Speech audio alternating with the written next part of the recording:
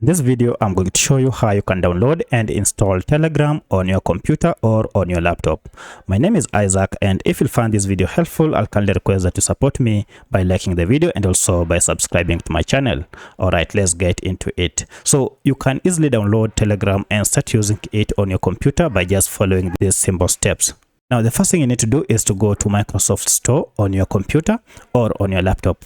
You can easily access Microsoft Store by clicking on this icon that is down here. So if you click on it, it will take you straight to Microsoft Store, and then you can look for your Telegram app. You can see I have here Telegram for desktop. Now, if you can't see this, it is quite simple. You can go ahead and search for it. But first, once you get to Microsoft Store, you will need to create an account, and it is just a free account. You can create this using even your Google account. Once you're done, now go ahead and search for your Telegram app by typing in Telegram just like this, and then proceed and search. From the list, you can see we have Telegram desktop.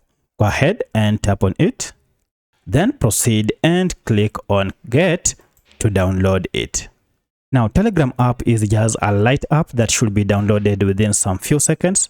As you can see, currently it is only 59 MBs.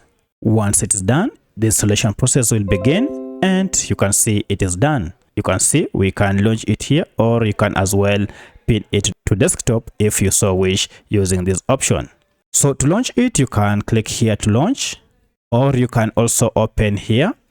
If you click on open, your Telegram app will open on your desktop, and then from here you can begin messaging or interacting with your friends on Telegram. The best way to interact with your Telegram on desktop is to go ahead and link your account that is on your phone with the desktop version. So that's how you download Telegram app on your computer or on your laptop. If you like this video, please like it and also subscribe to my channel, and let me know if you have any other question.